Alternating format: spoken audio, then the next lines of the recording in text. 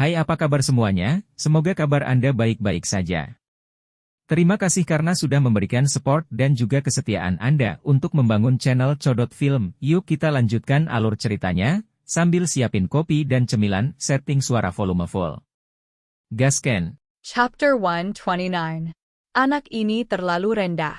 Bagaimana dia bisa bertindak seperti ini? Anggota Rain Clan semuanya mengutuk. Ini benar-benar layak menjadi anak gila dari alam dewa kekosongan.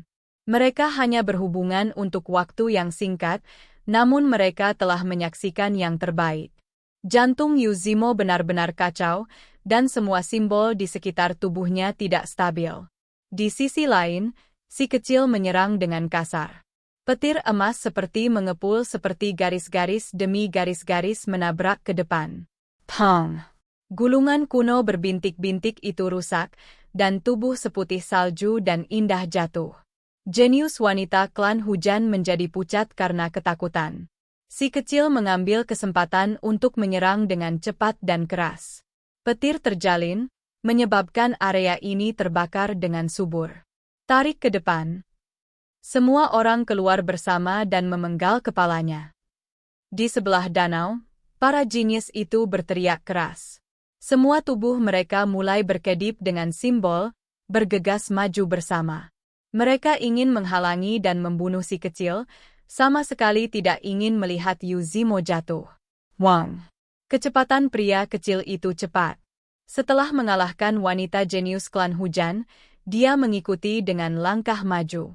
Sebuah tinju menghantam keluar, pancaran cahaya menghancurkan simbol terakhir yang menutupi tubuhnya.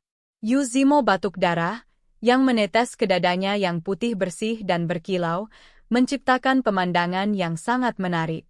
Helaian cahaya aneh keluar dari matanya, menjalin jaring untuk menjebak pria kecil itu.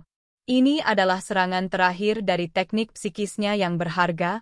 Jika ini gagal, maka dia harus mengakui kekalahan. Tinju terkepal pria kecil itu memancarkan cahaya, langsung menyerang jaring. Kekuatannya tidak goyah sedikit pun, menyerang ke depan seperti sebelumnya. Meskipun pancaran petir terselubung, kekuatan ilahi yang menakutkan dari tinju itu tetap ada. Sigil. Suara dewa keluar dari mulut Yuzimo saat dia menghabiskan segalanya untuk membela diri. Sepasang lengan giok disilangkan, putih dan mempesona. Mereka berkedip dengan kilau berkilau dan tembus pandang, menghalangi di depan tubuhnya untuk menahan kekuatan tinju itu. Kaca! Tepat ketika mereka bersentuhan, lengannya patah. Gelombang kejut besar ditransmisikan ke seluruh tubuhnya, menyebabkan dia bergetar hebat. Itu membuat sudut mulutnya meluap dengan darah. Telinganya berdenging dengan suara weng-weng, dan seluruh kerangkanya terasa seperti akan hancur berkeping-keping. Ini adalah gelombang kekuatan ilahi yang tak terhentikan. Jika bukan karena fakta bahwa dia menyebarkan kekuatan luar biasa ke seluruh 4 anggota badan dan ratusan tulangnya, lengannya pasti akan hancur menjadi keadaan yang mengerikan. Dalam hal tubuh fisik, si kecil bisa bersaing dengan binatang purba berdarah murni muda. Untuk bertabrakan dengan seorang gadis jenius seperti ini, secara alami akan sangat superior. Meskipun dia jenius, itu masih belum cukup karena tubuh fisiknya tidak bisa menandingi tubuhnya. Yuzimo terbang secara horizontal, mengeluarkan darah dari mulutnya. Sepasang murid yang dalam dan cerdas mengungkapkan ekspresi terkejut. Baru saja, kekuatan fisik gila yang dia lihat adalah sesuatu yang hanya dia alami dari Shi beberapa tahun yang lalu. Dia tidak pernah berharap anak ini menjadi seperti ini juga. Kakak pinggang ular air, kemana kamu akan pergi? Pria kecil itu memanggil, tampak mengejeknya. Namun, dia melihat ledakan cahaya ilahi lainnya, dan tinju lain meledak ke arahnya. Selain itu, gunting tulang emas dan cermin Suani juga terangkat, bertujuan untuk memberikan pukulan fatal terakhir. Di tepi danau, sejumlah besar jenius menyerang secara kooperatif. Namun, mereka tidak dapat menghentikan momentum si kecil, dan tidak dapat mengubah apapun. Ini membuat mereka kaget. Mereka dikenal sebagai jenius, dan akan naik ke tampuk kekuasaan di masa depan dalam klan mereka. Namun, mereka tidak bisa berbuat apa-apa tentang pemuda itu bahkan dengan begitu banyak orang yang bekerja sama. Ini membuat mereka merasa takut. Wang. Tiba-tiba, gelombang fluktuasi yang mengerikan menyerang langsung ke si kecil dan singa berkepala 9. Simbol menutupi langit, seolah-olah letusan gunung berapi mengguncang langit dan bumi, menciptakan pemandangan yang mempesona. Tidak baik. Pria kecil itu berteriak keras. Fluktuasi energi jenis ini terlalu menakutkan, jauh melampaui batas yang bisa dia tanggung. Dia dengan cepat mengambil gunting emas dan bertahan melawan gelombang fluktuasi ini. Jika tidak, sesuatu yang buruk mungkin terjadi di sini. Pesta yang mendekat pasti lebih menakutkan daripada kelompok jenius di seluruh level. Auho! Singa berkepala 9 juga meraung keras. Bulu emasnya berdiri tegak, dan rasanya seolah-olah menjadi sasaran makhluk raksasa dari dalam gurun besar, seolah-olah akan dimakan. Itu tidak punya pilihan selain meludahkan antayan monik-monik emas. Itu melakukan pertahanannya, melawan gelombang kekuatan surgawi ini. Kalau tidak, itu akan diubah menjadi pasta daging bersama dengan si kecil. Oh tidak! Tubuh si kecil gemetar, dan setiap rambut di tubuhnya berdiri. Dia tiba-tiba memutar kepalanya, menyadari bahwa gelombang menakutkan muncul dari arah lain juga. Itu melonjak dengan keras dalam sekejap, dan simbol tak berujung melesat ke arah mereka. Tekanannya terlalu besar. Jika mereka terjebak di dalamnya, itu pasti akan menggiling mereka menjadi saus daging. Boy non. Bagaimana bisa ada lebih banyak? Tepatnya berapa banyak ahli yang ada? Singa berkepala 9 juga mulai berteriak. Itu benar-benar ketakutan, merasa seolah-olah telah tenggelam melalui gerbang neraka. Utara, barat, selatan, dan timur semuanya berguncang. Sosak mengkol, Menggalanji Sidiap era, amazing. Mereka masing-masing bergerak, mengepung daerah itu dan memotong rute pelarian si kecil dan singa emas. Keempat individu mengerahkan kekuatan mereka bersama. Riak muncul di depan masing-masing tubuh mereka, mendorong ke depan. Seolah-olah bendungan telah meledak dari keempat arah. Ini adalah gelombang besar yang diciptakan dari simbol, menghancurkan ke arah si kecil. Bagaimana itu bisa begitu kuat? Si kecil mengontrak pupilnya, merasa ada yang tidak beres. Dia mengoperasikan kedua artefak berharga itu, tanpa berusaha keras untuk membela dirinya sendiri. Gunting tulang emas bergetar, seolah-olah dua naga banjir sedang meringkuk bersama. Mereka mengeluarkan kabut cahaya pembunuh, menghalangi individu dari timur. Cermin tulang putih murni yang berharga bersinar, dan kilatan petir tebal menghantam individu utara dengan suara guntur. Singa berkepala 9 juga mengerucutkan bibirnya. Ia merasakan bahaya, dan meraung ke arah langit. Itu memancarkan sembilan gigi emas yang ganas, membunuh jalan mereka menuju individu di barat. Sementara itu, untayan manik-manik tulang kristal itu menekan selatan. Untungnya mereka memiliki total 4 artefak berharga. Masing-masing dari mereka sangat kuat, mirip dengan artefak berharga yang dimiliki spesies archaik dewasa. Jika mereka tidak memiliki 4 harta simbol berharga ini di tangan mereka, si kecil dan singa berkepala 9 kemungkinan besar akan dihancurkan hidup-hidup oleh tekanan yang menindas menjadi pasta daging tanpa banyak perlawanan. Ada yang salah. Bagaimana bisa 4 ahli di level ini tiba-tiba muncul sekaligus? Ini terlalu tidak biasa. Singa berkepala 9 meraung dengan suara rendah. Jika individu muda seperti itu dapat mencapai ranah kekuatan yang begitu besar, maka individu itu pasti akan mengguncang segalanya di bawah langit. Orang-orang semua menyadari hal ini, jadi mereka keluar sebagai 4 orang, bergandengan tangan untuk mencegah hal ini. Kalian siapa kalian? Teriak si kecil. Di samping danau, para jenius klan hujan bersukacita. Mereka tahu bahwa beberapa individu yang tersembunyi di dalam puncak gunung telah pindah. Kekuatan mereka mutlak, dan tidak peduli seberapa kuat pemuda ini, tetap tidak ada gunanya untuk melawan Wang. Individu dari timur tidak mengatakan apa-apa, dan malah bertindak. Setelah mengeluarkan tangan yang besar, sinar cahaya yang tak terhitung banyaknya melesat keluar.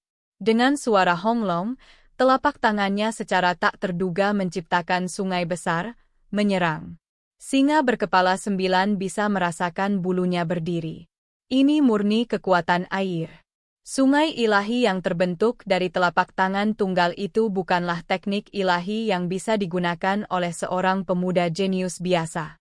Si kecil melebarkan matanya kaget, karena sebelum daging telapak tangan itu berubah menjadi simbol, dia melihat ada kerutan di atasnya.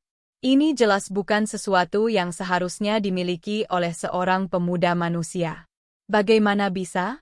The 100 Shattering Mountains memiliki batasan. Setelah usia melampaui titik tertentu, tidak mungkin untuk masuk. Bagaimana mereka masuk?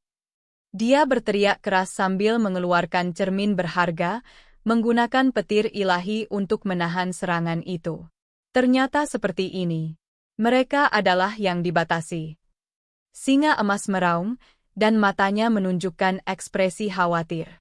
Mereka bukan pemuda, melainkan 4 ahli senior. Yang dibatasi? Si kecil tercengang. Singa berkepala 9 menjawab, ada peluang besar di dalam 100 pegunungan yang menghancurkan. Setiap kali dibuka, akan selalu ada sekelompok besar orang yang rela membayar mahal untuk menyegel diri, menyebabkan kekuatan mereka anjlok. Setelah itu, mereka akan mengisi kembali diri mereka dengan vitalitas esensi dalam jumlah besar agar tubuh mereka berfungsi seperti anak muda. Namun, masuk seperti itu masih membawa harga yang mahal. Jika dunia kecil ini menyadari hal ini, maka mereka akan menemui malapetaka. 200 Shattering Mountains dikenal sebagai gunung, tetapi pada kenyataannya, itu adalah dunia kecil. Setelah orang-orang kudus kuno meneteskan air mata dan darah di sini, gunung mulai melindungi dirinya sendiri dengan mendorong orang-orang yang dapat menyebabkan kerusakan besar. Setelah bertahun-tahun, orang-orang menyimpulkan bahwa penolakan itu ada hubungannya dengan hubungan antara usia dan kultivasi.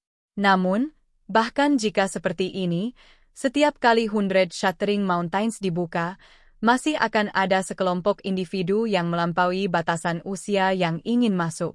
Mereka akan mencari cara untuk menyelinap masuk, semua demi mendapatkan kesempatan surgawi seperti mendapatkan obat ilahi, tulang surga, warisan dari orang-orang kudus, DLL.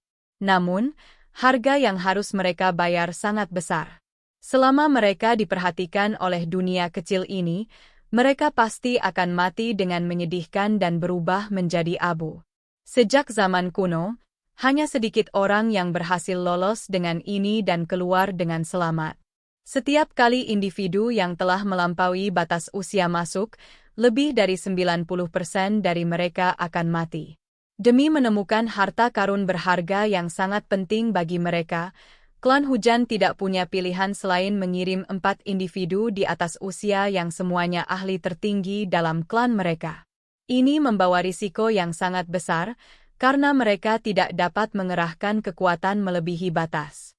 Kalau tidak, begitu mereka ditemukan, keempat orang itu pasti akan mati. Ketika lelaki kecil itu mengingat kembali orang-orang berjubah di samping putri negara api yang semuanya memiliki wajah asli bertopeng, dia segera menyadari. Mereka kemungkinan besar juga yang dibatasi. Kalau tidak, setelah memasuki gua ilahi, bagaimana mereka bisa berhasil menemukan telur yang berharga itu? Itu pasti karena mereka sangat kuat, mendapatkannya setelah berusaha sekuat tenaga. Meskipun yang kita perjuangkan sekuat tenaga sangat kuat, mereka memiliki tangan dan kaki terikat. Mereka tidak berani menggunakan semua energi esensi mereka, dan hanya bisa menekan kita ke titik penting, kata singa berkepala 9. Aku akan mempertaruhkan semuanya melawan kalian. Si kecil berteriak keras dengan niat bertarung dengan semua yang dia miliki melawan 4 ahli hebat. Simbol meletus di seluruh tubuhnya, dan dua artefak berharga secara bersamaan memancarkan cahaya. Benar saja, singa berkepala 9 bertindak serupa. Itu mengibaskan pria kecil itu dan berdiri seperti manusia. Artefak berharga dipadatkan, dan tanpa memperhatikan keselamatan pribadi, ia mulai berperang hebat dengan 4 individu hebat. Daerah ini segera tenggelam oleh cahaya cemerlang. Semua sungai besar mendidih, dan uap air naik. Mereka berkumpul menuju 4 ahli hebat, dipinjam oleh mereka. Simbol berkembang bahkan lebih megah. Si kecil tiba-tiba menyerbu ke depan dengan niat menghancurkan segalanya tanpa pandang bulu, membunuh jalannya menuju timur. Setelah melihat ini, singa berkepala 9 juga meraung. Itu sangat husuk dan menggugah ketika dikatakan, saya lebih baik mengorbankan diri saya dan mati demi kebenaran daripada kehilangan integritas moral saya. Itu dibebankan ke depan juga. 4 ahli hebat semuanya terkejut. Pasangan manusia dan gunung ini menciptakan teknik berharga yang paling kuat, merevitalisasi keempat artefak berharga itu. Keduanya memancarkan aura yang bahkan membuat hati mereka bergetar, membuat mereka tidak punya pilihan selain berhati-hati mengambil tindakan pencegahan sambil membela diri. Dari sudut pandang keempat individu itu, sepertinya pasangan manusia dan gunung akan mempertaruhkan semuanya. 4 ahli hebat tidak punya pilihan selain melakukan upaya habis-habisan juga. Mereka bersiap untuk mengerahkan segalanya ke dalam pertarungan dan menangkap mereka. Namun, tepat ketika pasangan manusia dan gunung itu akan meledak dengan cahaya yang menyilaukan, mereka tiba-tiba bergegas ke langit, mengubah arah. Mereka berdua memiliki artefak berharga yang menopang kaki mereka saat mereka bergegas ke surga, cepat hingga ekstrim. Pria kecil itu berdiri di atas cermin yang berharga, membumbung tinggi di langit. Dia melihat bahwa singa berkepala 9 melakukan ini juga, dan berkata, "Adik kecil, kamu benar-benar tidak benar. Anda benar-benar mengguncang saya dengan niat untuk melarikan diri. Hentaka, apakah kamu tidak berlari juga?" Singa berkepala 9 melirik keskivi ke arahnya. Sisi itu masih tampak seolah-olah batu giok dan batu biasa akan dibakar sama. Itu berubah arah, menghadapkan pantatnya pada si kecil saat dia berkata, "Sampai kita bertemu lagi." "Tidak, aku harap kita tidak akan pernah bertemu lagi di kehidupan ini." Sambil berdiri di atas seutas manik-manik tulang kristal, itu menghilang seperti gumpalan asap. 4 ahli hebat itu kesal. Mereka menutup semua arah, namun, tidak mungkin bagi mereka untuk benar-benar menutup langit juga. Pasangan pria dan gunung melarikan diri ke langit. Mereka berempat berdiri di atas kulit binatang dan tulang berharga, melayang ke udara untuk mengejar mereka. Pria kecil itu menggaruk kepalanya, dan tidak mengatakan apapun yang tidak perlu. Dia mengikuti di belakang pantat singa berkepala 9, dan terlebih lagi, kecepatannya bahkan sedikit lebih cepat. Pada akhirnya, dia melewatinya, berlari di depan. Si kepala 9 mengedipkan matanya, dan kemudian semua bulunya berdiri tegak. Itu berbalik, melihat 4 orang tua mengejar dengan liar. Itu menjadi kambing hitam, menghalangi di belakang si kecil. "Kakak, selamatkan hidupku. Jangan main-main seperti ini lagi. Kelompok orang ini datang untukmu, tolong jangan buat aku terjebak dalam hal ini." Singa berkepala 9 hampir menangis. "Adik kecil, jika salah satu dari kita diberkati, maka kita berbagi. Jika kita menghadapi kesulitan, maka kita juga harus menghadapinya bersama-sama. Sebagai saudara, kita harus bekerja sebagai satu untuk keluar." Kata-kata si kecil bergema, tampaknya sangat berkemauan keras. "Kalau begitu tolong berhenti berlari di depanku. Saat ini, saya memakan debu Anda, dan mungkin juga menjadi perisai daging. Teknik berharga orang-orang tua itu akan mengenai pantatku." Singa berkepala 9 berbicara dengan nada cemberut. Pada akhirnya, Singa berkepala 9 dan si kecil masih terlalu muda dan tidak dapat menahan 4 ahli hebat. Mereka dikejar sampai tidak ada jalan menuju surga dan tidak ada pintu kembali ke bumi. Sepanjang jalan, mereka terkadang berkelahi dan terkadang berkelahi. Darah berjatuhan, dan mereka menderita luka berat. Auho! Singa berkepala 9 berteriak dengan marah. Dada kanannya terkena tetesan air hujan, dan area itu menjadi seperti saringan. Lubang yang menembus tubuhnya menyebabkan cahaya keemasan yang mengelilingi tubuhnya diwarnai merah. Itu diambang rantai di udara, dan itu adalah pemandangan yang tragis. Bahkan artefak berharga di bawah kakinya menjadi redup, hampir jatuh. Saat melarikan diri, mereka terus-menerus bertempur dalam pertempuran berdarah. Konfrontasi berlangsung terlalu lama, dan fakta bahwa mereka berlangsung begitu lama sudah merupakan prestasi yang luar biasa. Si kecil juga terluka oleh tirai hujan. Hujan itu membawa kekuatan ilahi yang merusak, dan saat hujan itu mengenai bagian atas tubuhnya, dia memuntahkan seteguk besar darah. Jika bukan karena tubuh fisiknya setara dengan pemuda Archaic Beast peringkat surgawi, kuat hingga ekstrim, maka serangan ini akan menyebabkan tulangnya patah dan ototnya robek, mengubahnya menjadi benjolan. Dari saus daging. Ho! Binatang berkepala 9 dengan marah meraung. Itu dipaksa untuk kesulitan yang mengerikan, dan darah menutupi seluruh tubuhnya.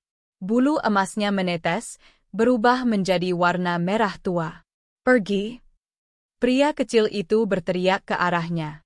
Dia memblokir di depan 4 ahli hebat, memotongnya. Singa berkepala 9 menatap kosong. Tidak pernah terpikirkan oleh si kecil akan berjuang untuk memberinya kesempatan untuk hidup di saat yang genting. Tindakan si kecil menggulingkan citra dirinya di dalam hatinya. Kenapa kamu tidak melarikan diri? Tanya singa berkepala 9. Mereka mengejarku, jadi kamu harus cepat pergi. Pada titik hidup dan mati, seluruh tubuh lelaki kecil itu memancarkan cahaya saat dia mendesaknya untuk pergi dengan cepat. Ekspresi singa berkepala 9 itu bertentangan. Perilaku pemuda manusia ini terlalu berbeda dari sebelumnya. Itu tidak tersenyum nakal dan main-main, tetapi sebenarnya memiliki sisi ini padanya. Baiklah, aku pergi. Jika Anda berhasil hidup, saya tidak akan membiarkan kakek 9 roh membuat masalah bagi Anda. Hutang masa lalu kami telah dihapuskan, aum singa berkepala 9 dengan suara rendah. Adik kecil, kamu terlalu mengecewakanku. Ternyata selama ini kamu membenciku. Pria kecil itu sangat marah. Singa berkepala 9 agak malu. Lagi pula, si kecil saat ini menghalangi 4 ahli hebat dan menciptakan rute kehidupan untuk itu. Dari kejauhan, itu berhenti dan berkata, "Mari kita bicara tentang hal-hal setelah kamu selamat." Baik, pada waktunya, Anda perlu memperlakukan saya dengan kepala singa panggang. Si kecil tertawa. Persiden. Singa berkepala 9 meledak dalam kemarahan, tiba-tiba berbalik. Cahaya keemasan di sekitar tubuhnya cerah dan gemerlap saat ia langsung pergi ke kejauhan, menghilang ke batas cakrawala. Si kecil meludahkan busa berdarah, menghilangkan senyum dari wajahnya. Dia dengan dingin menatap keempat ahli dan mengepalkan tinjunya saat dia berkata, "Kalian semua harus berhati-hati terhadap murka dari surga. Membuat keributan besar seperti ini, dunia kecil ini pasti akan menyadarinya. Tidak mungkin kami terungkap hanya dengan menangkapmu." Salah satu individu mengungkapkan senyum dingin saat dia menjawab tanpa ampun. "Wu, lihat, ketika matanya terangkat, bukankah itu mengingatkanmu pada seseorang tertentu?" Tepat pada saat itu, seorang tetua membuka mulutnya. Dia berusaha sekuat tenaga untuk menekan kultivasinya sendiri, karena saat ini, dia sangat emosional, bahkan dadanya bergerak naik turun. Dengan kata-kata ini diucapkan, 3 lainnya segera terkejut. Mereka semua menatap pria kecil itu. Pada saat ini, mereka berempat tidak lagi berusaha menyembunyikan penampilan mereka yang sebenarnya. Mereka mengingat kabut hujan, mengungkapkan tubuh mereka yang sebenarnya. Ada dua pria paruh baya dan dua orang tua. Pupil mereka semua sangat terang, seolah-olah mereka adalah lampu emas. Seorang pria paruh baya menghirup udara dingin sebelum berkata dengan suara gemetar, "Mungkinkah kamu benar-benar anak dari tahun itu?" Dia menatap pria kecil itu dengan ekspresi tidak percaya. Dia merasa bahwa ketika anak ini marah, itu sangat mirip dengan si Ziling yang marah. Kalian seharusnya sudah memperhatikan sebelumnya. Kekuatan tubuh fisiknya sangat kuat hingga tingkat yang tidak nyata, tidak kurang dari YR beberapa tahun yang lalu sama sekali. Ini terlalu tak terbayangkan. Mungkinkah kamu benar-benar makhluk kecil yang jahat sejak saat itu? Seorang tetua dari klan hujan berbicara dengan wajah muram. Mereka tidak merasa bersalah atas apa yang terjadi saat itu, dan terlebih lagi tidak pernah meminta maaf. Satu-satunya hal yang ingin mereka lakukan adalah memotong rumput liar dan mencabut akarnya, menghilangkan sumber masalah apapun. Nada dan sikap mereka saat ini bahkan lebih kejam dan dingin. Kemarahan yang mengamuk tersulut di dalam hati si kecil, berharap dia bisa segera membunuh keempat orang ini. Kedua tangannya membentuk kepalan tangan, dan saat kilat menari-nari, itu menyelimuti dan menenggelamkan segalanya. Kenapa kamu tidak mengatakan apa-apa? Beberapa individu tidak bisa melihat tubuhnya, dan tidak tahu ekspresi apa yang dia buat. Seorang pria paruh baya membuka mulutnya dan berkata, "Tahun itu, adik laki-laki kakek saya bertugas mengawasi pertempuran itu. Dari dalam kekaisaran dia bergegas keluar, memerintahkan sejumlah besar ahli untuk memburu mereka sampai ke perbatasan barat. Sebuah pedang tulang telah menembus paru-paru si Ziling, sayangnya itu sedikit meleset dari jantungnya. Dia dipanggil Yukun, dan merupakan ahli yang sangat terkenal di dalam klan hujan. Pada saat itu, matanya memancarkan pancaran sinar ilahi saat dia menatap si kecil, ingin menembus tirai pancaran petir untuk melihat ekspresinya. Oke guys, jangan lupa like, comment, share, and subscribe di channel Codot Film. See you next video, peace out and bye-bye.